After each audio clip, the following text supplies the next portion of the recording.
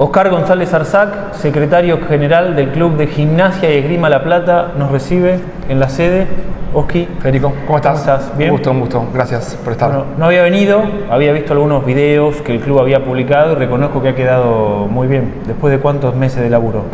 Y fueron, creo que 4 meses, habrán sido más o menos desde que comenzamos. Así que la verdad que sí, estamos felices de cómo quedó.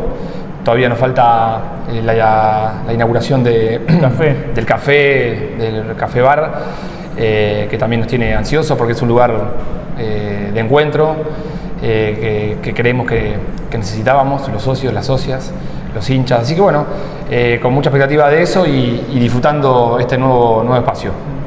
Te voy a hacer una aclaración antes de hacerte la primera pregunta. Nosotros somos ya pibes grandes, podríamos decirlo de ese modo, somos de la vieja escuela, digo, previo a redes sociales y demás, pero lo que me motivó a querer hablar con vos, entre otras cosas, fue que vi una publicación que hiciste luego de la resolución del juicio con Juan Simón, con un pequeño destacado abajo respecto de situaciones judiciales que en estos ya 2 años, casi 4 meses de gestión, ¿estamos bien con los tiempos? Sí.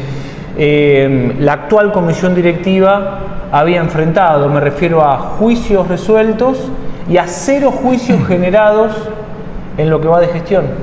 Sí, la verdad que también muy conforme con todo lo realizado desde el departamento de legales del club. Nosotros cuando iniciamos nuestra gestión, lo primero que nos propusimos es comenzar un proceso de saneamiento del club. Y eso tenía sus riesgos y seguramente también evitaba en algún punto el crecimiento en otras áreas, pero nos parecía muy importante que el club dejara de tener esa conflictividad que venía sosteniendo a lo largo del tiempo, ¿no? Y esos juicios tan complejos de resolverse y tan onerosos que el club arrastraba. Y bueno, una de las cuestiones que nos planteamos fue que para empezar a crecer, primero dejemos de caer. Esa era nuestra una premisa, es un concepto. Dejemos de caer, digamos, frenemos esa caída, sostengámonos en el tiempo para después empezar a crecer. Y bueno, una de las cuestiones que abordamos fue el tema de los juicios. Teníamos juicios muy importantes y eso realmente nos puso en un lugar donde necesitábamos resolverlo y que el club dejara estar en esa conflictividad permanente. Sí. Y lo estamos haciendo porque, como vos viste en la publicación, nosotros de gestiones pasadas ya llevamos resueltos 15 juicios, quedan muy poquitos. Podemos decir que esa mochila grande que tuvimos nosotros, tan pesada, el que venga ya no la va a tener. Y eso para el club es muy importante. Pero además, digamos, a mí no me da todo lo mismo, ¿no? Entonces digo, porque además también sienta un precedente hacia adelante. Hubo un tiempo en el cual se hicieron las cosas de manera correcta y ordenada en este ítem y no se generaron juicios, porque no hay necesidad de generar juicios, porque si no es lo que siempre nos aborda hasta incluso como sociedad. Y bueno, que lo resuelva el de adelante. Total, nadie paga nunca las culpas. Bueno, es que un poco fue así, y es que lo que nosotros quisimos cambiar, ¿no? Seguramente todos esos juicios que nosotros resolvimos y los que resolvimos sin llegar a hacer juicio, sin que llegaran a hacer juicio, caso de, por ejemplo, Chávez y Miranda, 2 jugadores del plantel profesional que con todo derecho, como no tenían ART al momento de lesionarse, le hacen una demanda al club. Sí. Están escuchando, ¿no? Porque esto ya se dijo muchas veces, pero a veces no se retiene. Yo entiendo que el gol del domingo es más importante y me puede pasar lo mismo a mí, pero ¿están entendiendo ustedes, como trabajadores, que había jugadores de fútbol que no tenían la RT paga? Lo comprendemos, ¿no? La magnitud de lo que se habla. Bueno, y eso a veces uno no quiere ya cargar con eso porque parece que es un speech de político y no es así. Realmente nosotros estamos terminando de pagar esos arreglos que hicimos con estos jugadores que, como bien te decía, para no llegar a juicio. Para no llegar a juicio. Y así nos pasó con otros arreglos muy onerosos que llevamos adelante, que podíamos haber dicho, que lo pague el que venga, agarro esa plata y me luzco, me voy a lucir con algo, y sin embargo nosotros dijimos, no, estos son las gestiones invisibles que uno llama. Como hay obras invisibles, como esta sede tenía un tablero del año 30 y pico, y nosotros lo cambiamos, uno dirá, no podés hablar de un tablero eléctrico, que es así, bueno, nosotros lo hicimos porque hay cosas, obras invisibles y gestiones invisibles que al club lo sanan y quizás no son cosas que el socio y la socia puede destacar porque no las conoce. Sí. Y bueno, eso creo que nosotros en ese sentido fuimos haciéndolo despacito, en silencio, y nos pone muy orgullosos que podamos decir que esa mochila tan pesada, el que venga la va a tener muchísimo más liviana. Mira, yo estoy totalmente en contra, me declaro en contra, enemigo de las frases comunes. De los lugares comunes, ¿no? Uh-huh. Y el fútbol es un lugar que tiene mucho de eso. Una frase muy común que se repite en el fútbol es: nadie festeja un balance en 7:50. Y efectivamente nunca nadie fue. Pero eso me lleva a otra reflexión, que es una reflexión de vida. Si vos o yo hacemos repetidamente y sostenido en el tiempo siempre lo mismo, no podemos esperar otros resultados. Y con matices, yo observo que Gimnasia, en sus más de 100 años de historia, generalmente ha hecho lo mismo. Entonces, ¿cómo podemos esperar cambios incluso en el partido del domingo? Y otra cosa que observo en nuestro club, que es Gimnasia, que todo aquel que hace algo diferente es señalado. Yo tengo una idea, vos podés tener otra, pero en definitiva todos pertenecemos al mismo colectivo. ¿Cómo puede ser que aquel que haga algo diferente al anterior sea señalado como si fuera un atipismo dentro del recorrido del club? Bueno, eso creo que es parte de nuestra cultura también, ¿no? Nosotros somos un club que siempre muchos me corrigen, no, en todos lados pasa lo mismo. Creo que sí, que quizás esa conflictividad o ese debate permanente y demás pasa en todos lados, está claro. Creo que nosotros es como que nos hace más de Gimnasia incluso, seguir discutiéndonos, debatiéndonos y demás. Yo lo puedo entender de esa manera.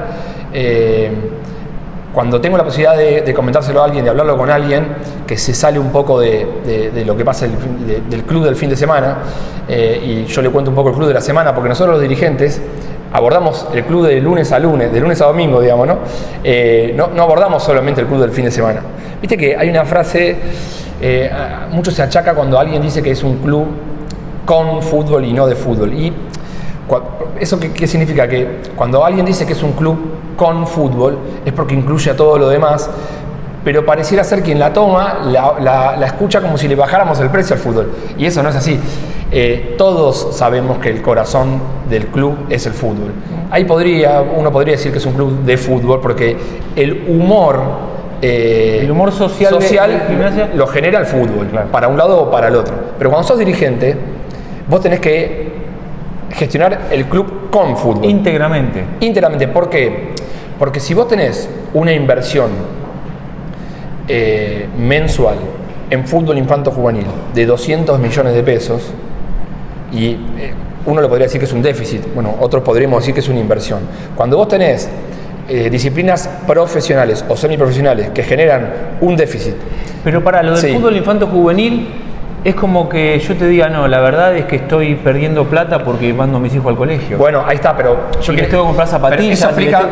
Pero eso explica todo lo demás, porque yo te cierro la idea. Cuando vos tenés esa inversión en fútbol infanto juvenil de 200 millones de pesos, cuando vos tenés un déficit de nosotros somos muy competitivos. Este club es el único club junto con River y con San Lorenzo que tiene 6 disciplinas semi o profesionales: fútbol masculino femenino, futsal femenino masculino, vóley y básquet.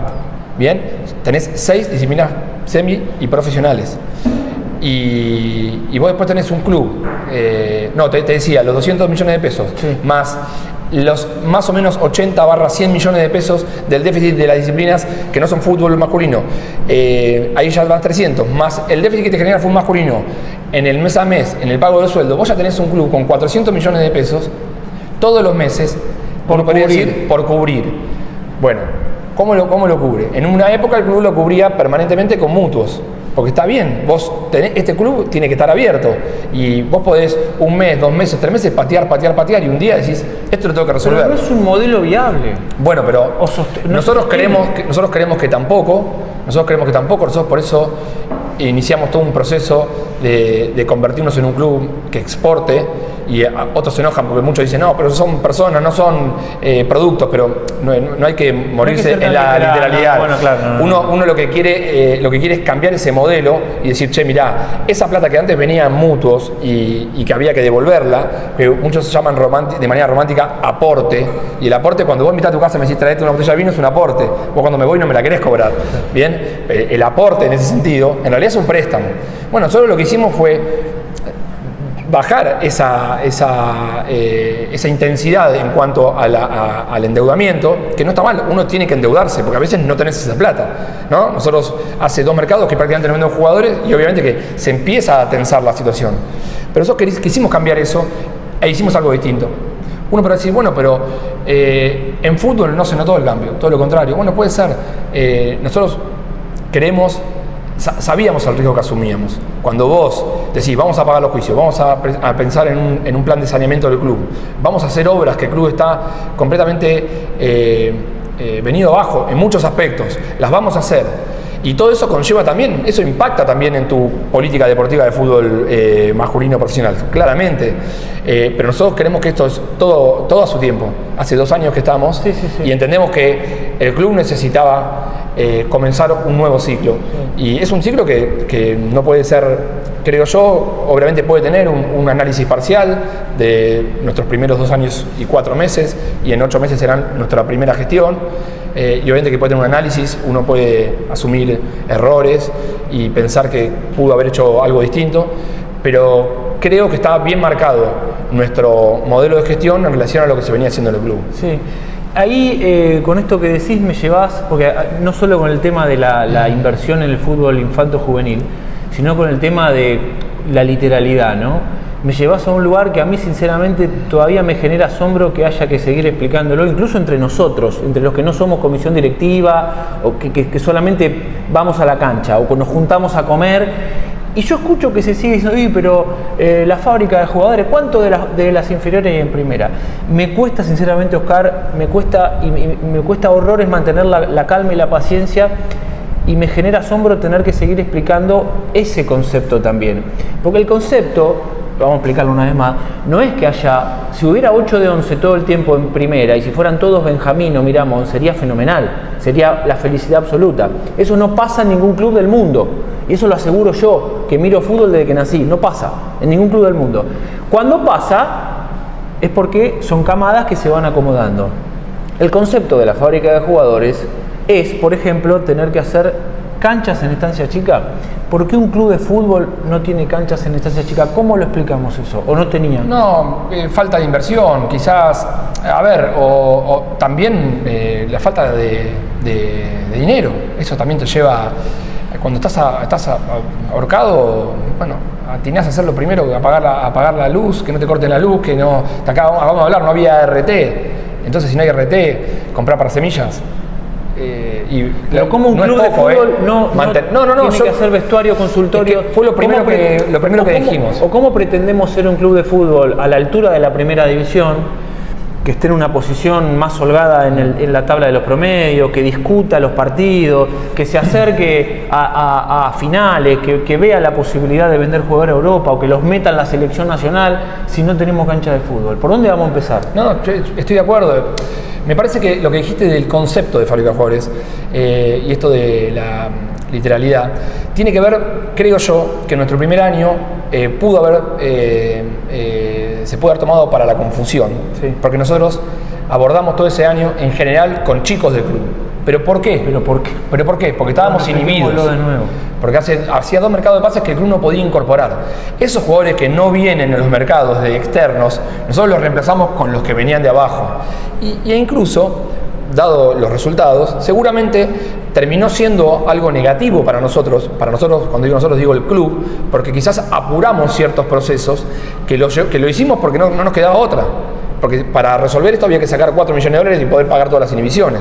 Como no estaba esa plata y no queríamos seguir haciendo lo mismo, ir a pedir un préstamo para hacer eso, decidimos abordarlo con los chicos del club. Chicos del club más Tarragona, Morales, o sea, había otros jugadores, ¿no? Soldano, pero eran los chicos del club los que quizás ese proceso lo alteraron en algún punto y lo hicimos alterar nosotros como club.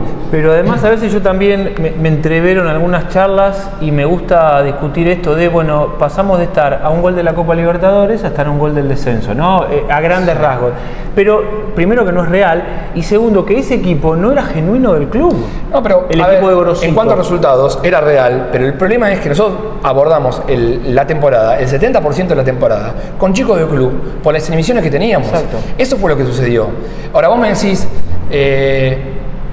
o sea, fue bueno eso y no fue malo. Y haber llegado hasta último, nosotros sacamos un punto de 12 de los últimos 4 puntos. Entonces también tuvo que ver que el equipo no funcionó al final y llegamos a esa situación. Pero también de dónde venimos explica en cómo estuvimos en ese momento.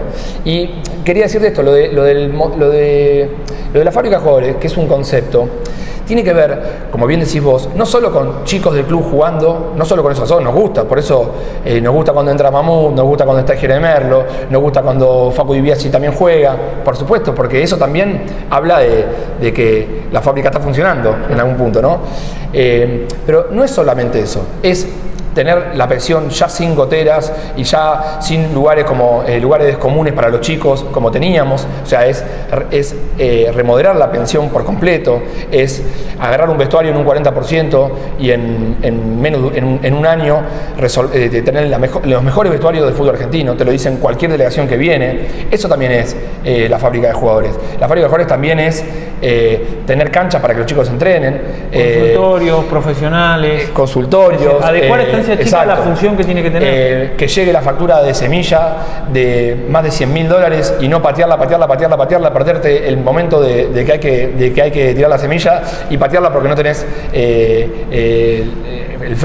no le puedes hacer frente a la liquidez. Exacto, no tenés la liquidez. También eso va haciendo la credibilidad del club. Exacto, entonces vos decís, bueno, si vamos a discutir pagar una factura de semilla, ¿qué nos queda por discutir? Entonces, esas cosas eso también es la fábrica de jugadores. Que bueno, después está el debate, es cuánto juega el chico, cómo lo vendés. Pero eso ya es coyuntural. Eso ya es coyuntural y también tiene que ver con tu urgencia, ¿no? A veces el club, yo en mi casa puedo tener una urgencia o creer que el club tiene una urgencia y cuando estás acá te das cuenta que la urgencia es otra. Y eso es muy difícil de explicar. Sí. Entonces, a mí me hubiera gustado que Felipe Sánchez se quede más tiempo con nosotros. Pero también estaba la coyuntura, estaba la posibilidad, se abrió un mercado que el club nunca había vendido a Alemania y lo pudimos hacer con un chico del club. Entonces, bueno, hay cosas que vos pones arriba de la mesa que quizás uno mirándolo afuera dice, se apuraron y uno que está acá dice, bueno, también tengo que resolver el problema, ¿no? Pero ahí volvemos a lo inicial, ¿no? Esta cosa que tiene el ser humano de decir, ¿y por qué a mí me va como me va? Y porque haces todo el tiempo lo mismo. De hacer todo el tiempo lo mismo, es recurrente que se planteen quejas por vender chicos supuestamente antes de tiempo o a un valor que no es el que uno espera. Porque ha pasado con Nacho, con Monetti, ha pasado con muchos chicos de camadas anteriores, que siempre queda la sensación y el debate es el mismo. Lo hubiéramos aguantado, lo hubiéramos vendido por más. Y la verdad es que uno no sé en qué posición tiene que estar para vender cuándo y por cuánto. Claro, pero ahí a mí me gusta siempre, cuando lo hablamos, hacer esta pregunta. ¿Con quién nos comparamos? Porque si vos te comparás con un club que tiene hace 20 años la fábrica abierta mucho tiempo antes que la nuestra, por hacer una analogía, o con clubes grandes que tienen otros mercados, yo quisiera compararme con Gimnasia, con la Gimnasia de antes. Y vos recién nombraste a los Bonetti, a los Nacho Fernández, a Rinaudo, podrías haber dicho Rinaudo, Musis, Magallán.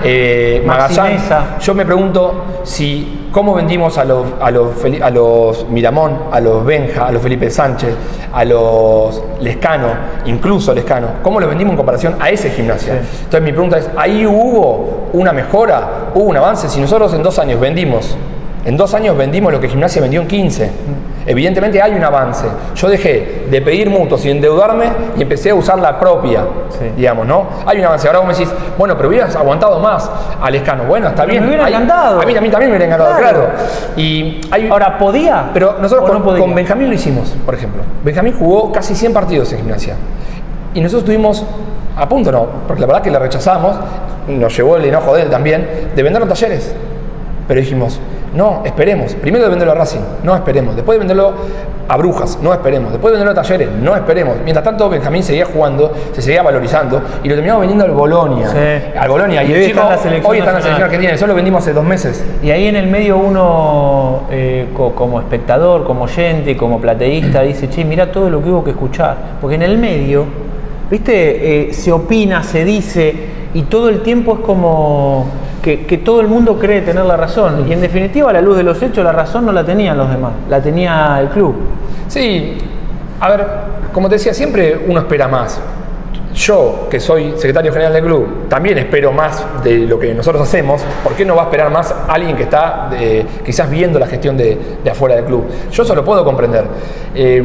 Simplemente mis argumentos tienen que ver con estar en el club todos los días, todo el tiempo, atajando todos los penales posibles. Esos son mis argumentos que yo quizás a veces en el análisis periodístico no los veo, en el análisis quizás de la gente tal vez le falta esa información y puede ser un déficit nuestro, tal vez un déficit comunicacional, yo lo puedo entender, pero puede ser que por eso hay tanta distancia entre los dirigentes y la gente muchas veces, ¿no? Y somos tan cuestionados, que eso duele muchísimo porque nosotros somos también la gente, porque somos socios del club. Claro. Yo mañana dejo de ser secretario del club, dejo de ser dirigente y paso a ser un socio común, digamos, ¿no?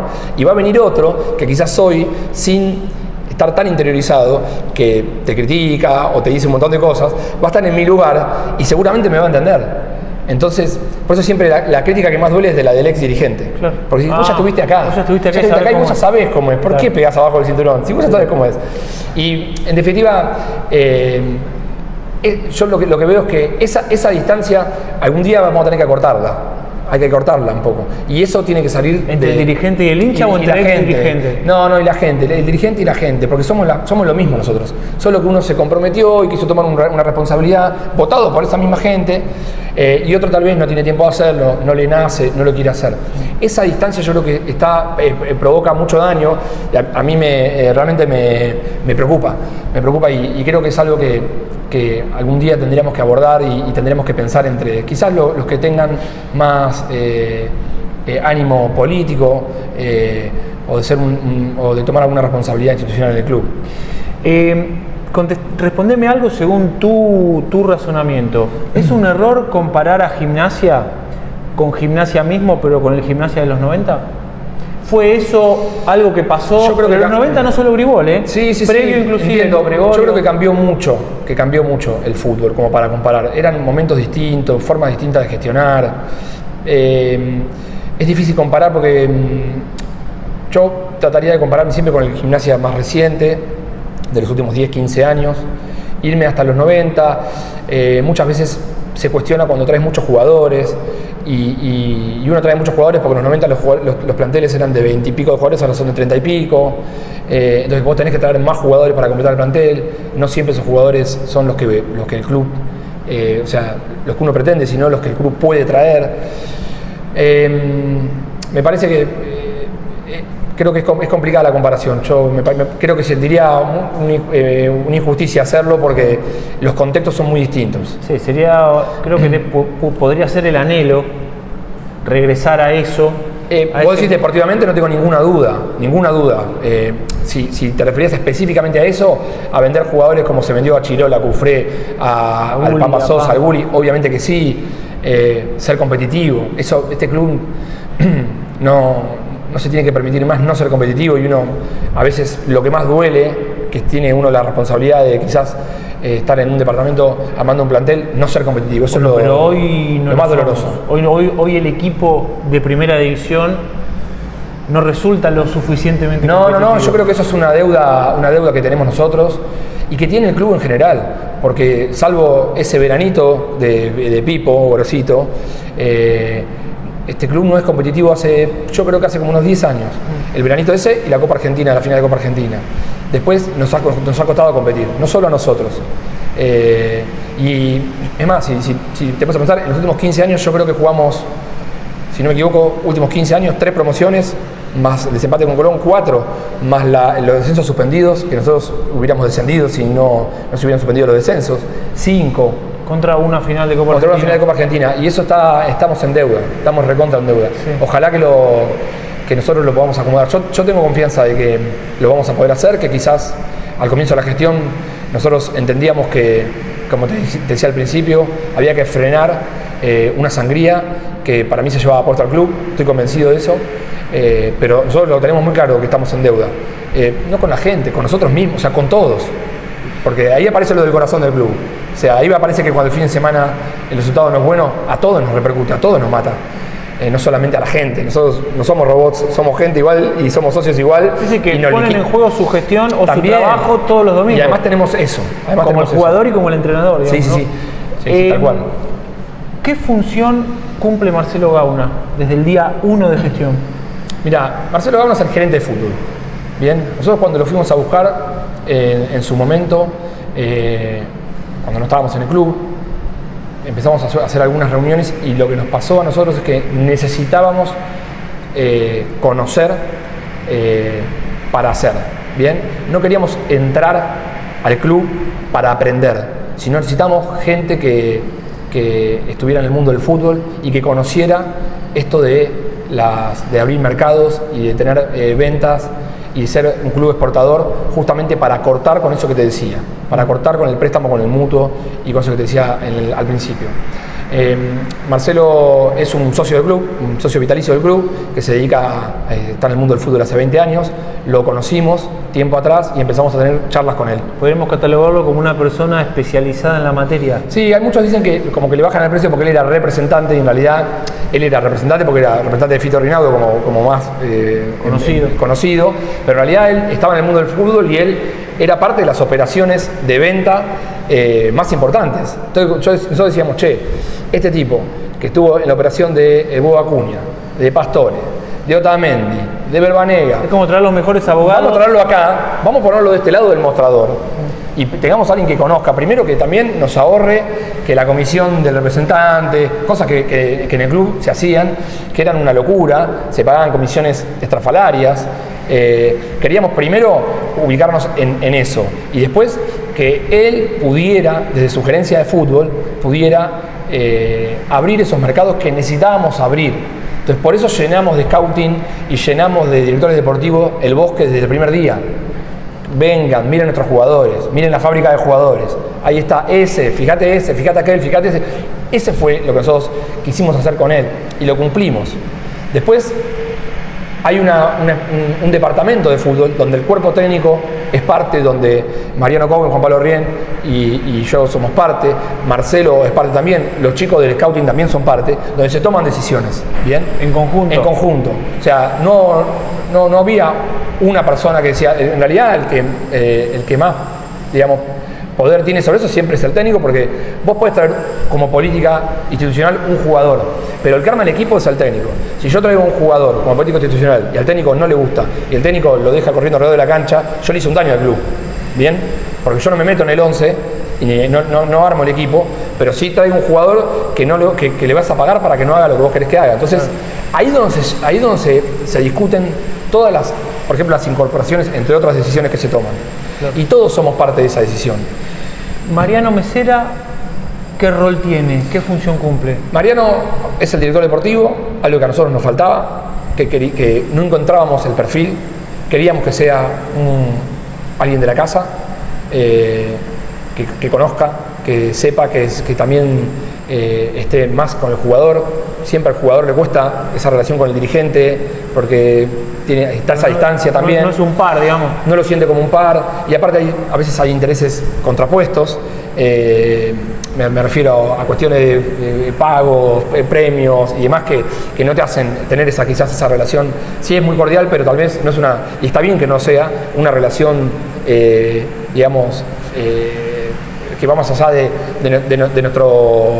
sus roles. De los roles, digamos. Y Mariano también, lo que nos pasó fue que nosotros reconocimos, cuando hicimos el último mercado de pase, que lo hicimos con el técnico anterior, y el técnico anterior se va a los 15 días de que comenzaba la pretemporada, la temporada. Eso para nosotros fue una frustración gigante. Esto lo digo yo en particular, fue un fracaso rotundo. Si vos armás un plantel con un técnico al que vos le das tu confianza y ese técnico a los 3 partidos se va, bueno, empecemos por casa. Dijimos, che, el fracaso es nuestro. El fracaso es nuestro. Y eso no hay que tener temor de reconocerlo, hay que reconocerlo, es así. Yo en lo personal me siento recontra frustrado por lo que pasó con Marcelo. Y bueno, ahí entendimos que un nuevo técnico teníamos que elegirlo, primero elegir un director deportivo, ese que no encontrábamos, sentíamos que tenía que venir a darnos esa mano, quizás darnos esa mirada que nos faltaba, que nos pudo haber faltado en todo este tiempo. Y bueno, y así es, se incorpora Mariano. Mariano tiene creo yo, es muy importante en la decisión del nuevo técnico y también en las llegadas de tanto de Hurtado como Alejandro Piedrahita, que si bien lo teníamos visto, iba a venir Ocampo, porque el técnico anterior lo pedía, entonces rápidamente Ocampo venía a ocupar un cupo extranjero, y rápidamente lo vimos a Alejandro con Mariano le gustó, entonces ahí nos decidimos por Alejandro Piedrahita y ocupar el cupo extranjero con él. Entonces muchos dicen que cómo fue Bautista Platense, y en realidad iba a haber un enroque por el gusto del técnico anterior, no estando el técnico anterior y estando un nuevo director deportivo que iba a elegir un nuevo técnico, además pues le dimos la responsabilidad a él, ¿no? Y eso fue lo bueno de Mariano, que él, el primer día ya tomó decisiones. Ejecutó rápido. Volviendo a Gauna, yo te preguntaba lo de Mariano en pos de la complementación con esa tarea. En estos 2 años y 4 meses, ¿Gauna le hizo ganar o perder plata a Gimnasia? No, obviamente que nos hizo ganar mucha plata, porque nosotros entendemos que él fue muy importante en todo lo que tuvo que ver con las ventas que hicimos. Por eso te dije que nosotros en 2 años vendimos lo que el club vendió en 15, y creo que Marcelo fue muy importante, muy importante para nosotros como gerente de fútbol. Nosotros en aquel entonces, cuando iniciamos, decíamos, en el club había un gerente de fútbol, pero que no estaba en Estancia Chica, estaba acá en la sede. Entonces decíamos, el gerente de fútbol tiene que estar allá. El gerente de fútbol tiene que recibir a los directores deportivos de otros gerentes de otros directores deportivos o representantes o lo que fuere, tiene que recibirlos allá, donde se están dando las cosas. Y por eso fue lo primero que hicimos, fue que Marcelo estuviera como gerente de fútbol en Estancia Chica desde las 8 de la mañana hasta el último empleado que se va.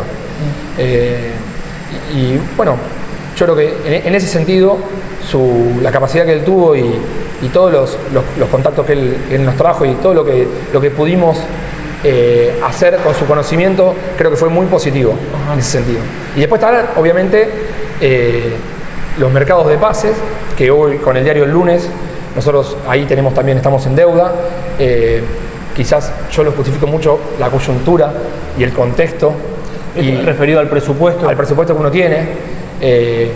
Muchos nos han pedido, hagan lo que se hacía antes, vayan, traigan, endeúdense, vamos a resolver esto con millones de dólares, con plata. Nosotros creemos que obviamente que más inversión más te puede llegar a acercar a ser más competitivo, pero nosotros primero tomamos un camino y ese camino lo venimos respetando.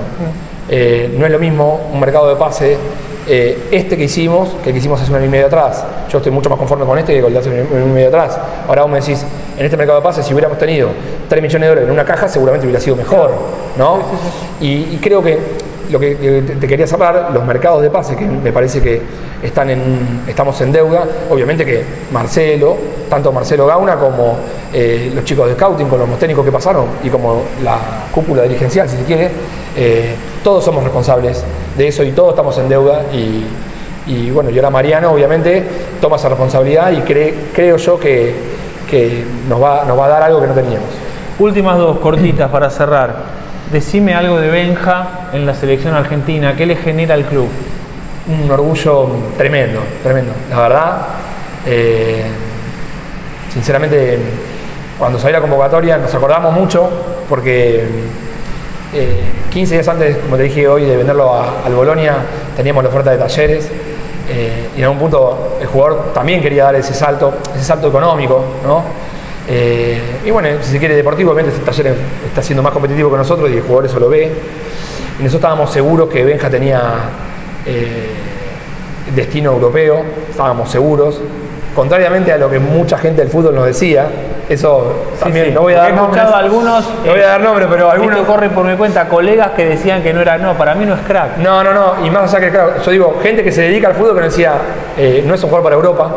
Así que eso también una satisfacción personal, porque uno a veces decís, claro, yo nunca pateé profesionalmente un córner y viene una persona que sí lo hizo, te dice eso y te hace, viste, como que vos agachás la cabeza, pero por dentro decís, ¿para mí está equivocado? Bueno, estaban equivocados. A veces pasa. Así que lo mejor para Benja, mientras mejor le vaya, mejor le va a Gimnasia, porque nosotros nos quedamos con una plusvalía del 15%, y porque él va cumpliendo objetivos que le permiten ingresos al club.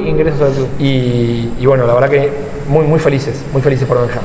Y la última, Oski, registré que dijiste que estos eran los últimos 8 meses de su primera gestión. ¿Eso qué implica? ¿Que va a haber una intención de que esto continúe? ¿De que pueden surgir o aún pueden surgir otros candidatos dentro de la propia comisión directiva?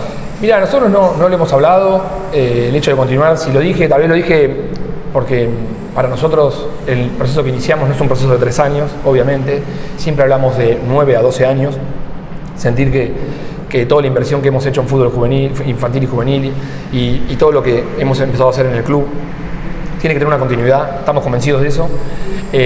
También sabemos que estamos en deuda en lo que es el proyecto deportivo, específicamente el fútbol, y eso obviamente que no nos tiene cómodos, pero el camino que iniciamos y a ver todas las obras que hicimos, todas las mejoras de gestión que hemos hecho y el saneamiento que empezamos a tener en el club, obviamente que nos da el derecho de querer continuar, ¿no? Yo, como te digo, no lo hablamos, pero siento que el derecho lo tenemos en nuestra primera gestión, pero la verdad que eso lo vamos a ver recién allá por octubre. Nosotros tenemos que estar enfocados en el día a día del club, porque este año no va a ser fácil, porque siempre la cuestión económica y financiera apremia, y nosotros estamos abocados a ello. Ojalá poder mejorar este año en el fútbol, porque estoy convencido que tenemos mucho para mostrar, que quizás cuando en el fútbol las cosas no van bien, es difícil poder llegarle al socio y a la socia, mostrarle otra cosa, porque como decíamos hoy, el corazón del club es el fútbol y el humor nuestro depende del fútbol. Está determinado por el fútbol, y eso nosotros lo tenemos muy claro, así que deseamos poder mejorar de acá a noviembre, y ahí en ese momento veremos cómo estamos. Tenemos que estar, si queremos seguir, tenemos que estar seguros de la energía que este club conlleva. No se puede seguir por seguir. El que no tiene fuerza tiene que ir a la casa y dejar el lugar a otro, eso yo estoy convencido que es así.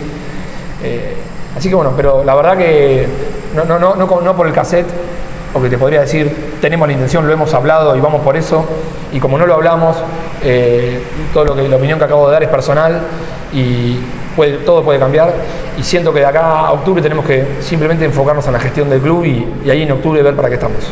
Oski, gracias por recibir a Hola Triperos. Gracias por venir, Fede, muy amable.